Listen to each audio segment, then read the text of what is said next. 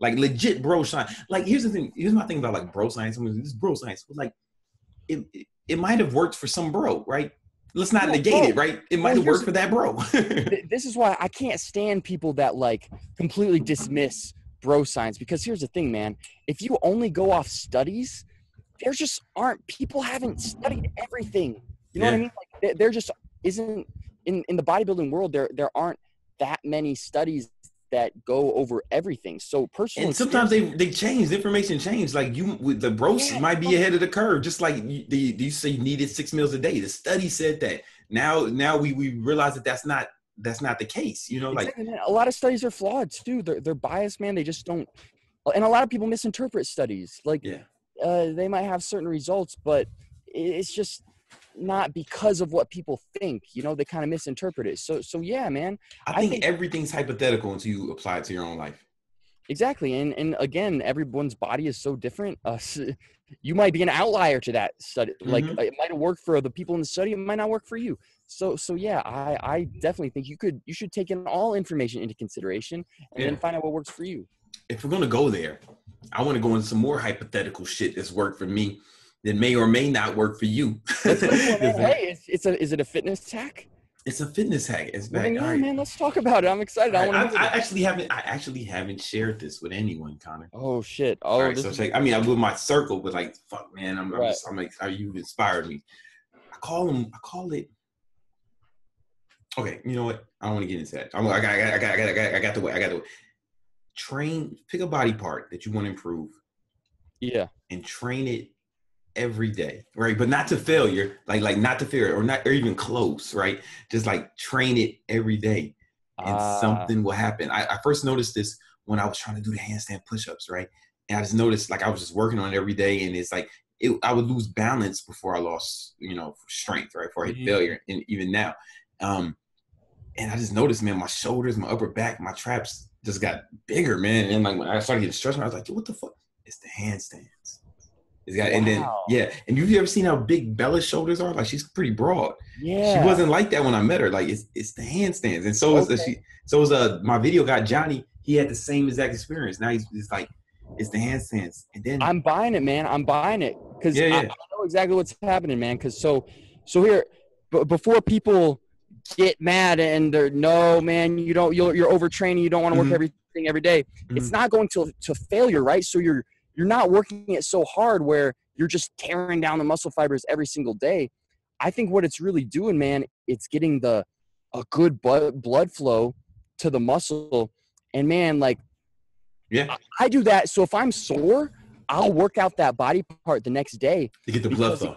It gets the blood flowing, and man, with the blood flow to the muscle, that brings all sorts of good stuff, man. Like it, blood, nutrients, like amino acids, they all go to the muscle. So, like, yeah, I can totally see that helping. Rich Piana, man, his big thing was feeder workouts. Oh, yeah. And people kind of dismissed it like, oh, that's bullshit. Well, no. I get an arm pump every day. No bullshit. Yeah. Like, that's good. You got to make sure that you're not overtraining. And because obviously if you're tearing down the muscle fibers every day, you're not giving them a chance to recover. That's going to fuck you up. But getting that blood flow, man, just getting a good pump every single day like that could be nothing but beneficial. You ever seen a dancer, like a ballet dancer or a professional ballet dancer? You ever seen her legs? Or a gymnast? Like, you know what, Brandon? I can tell you, I'm probably guilty of looking at gymnast lower body area. Yeah. They're not doing like these. I know, like, pro dancers here in New York, like ballet dancers, they're not doing squats. They're not doing they're just dancing every day, but they're not going to failure. But it's that rep. It's just getting that reps every day, man. It does something. I saw this. So I literally tried to do this with me, Brian, some of my other friends. We said we're going to squat every day for 90 days. And we wouldn't go to failure. We like sometimes I never went to failure. I just did it to feel. And there was no like strategy. Sometimes I would just do singles, and some days I would just do doubles. Some days I would like make it light and do sets of 20. Just what I felt like doing. The first 2 weeks I did get sore. But then after that I stopped getting sore. And Brian quit almost halfway through because he had to buy all new pants. Really? I had to buy all new pants twice. I went up like 2 pant sizes. Everybody was involved in this. We weren't going to failure though. That's the key. Like we really weren't. We were stopping like a rep. We were leaving 1 or 2 in the tank.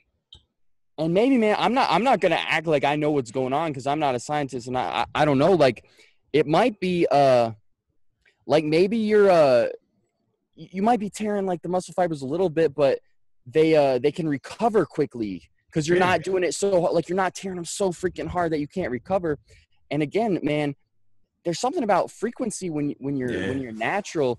Like, I think people don't think frequency is important as it is, because everyone's listening to these bodybuilders that are on steroids give their routines and they're working things once a day. Well, that works for steroid users, but they're working the shit out of it too. Like, they're working the shit out of it, So yeah, man, I think so. For you guys at home, if you're gonna try this, body part every day stuff, you got to make sure that you're not overtraining, right? You got to make sure that you're not tearing the muscle fibers so much that you're overtraining, and you just got to listen to your body, But man, I'm probably gonna try that. Yeah, there's no regiment though. There's nobody's like pioneered this. There's no regiment, like even me. Right. And I'm working on one.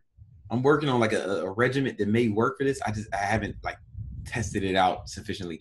But there's no regiment. So like squats, I was like, all right, today I'll do fucking doubles, or I'll just do like 5 sets of triples or something. Today I'll do fucking, 3 sets of 20 with lightweight. Like it was just random and it still worked.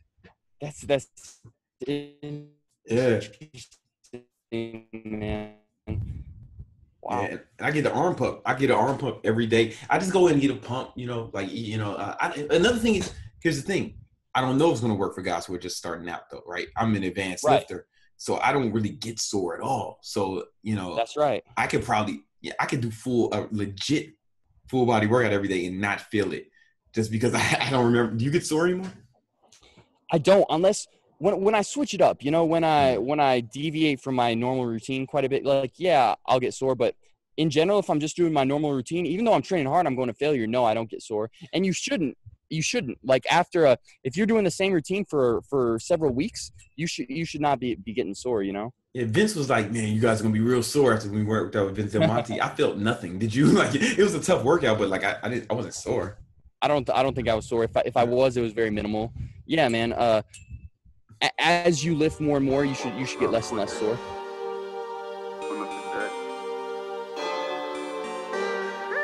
They want me dead.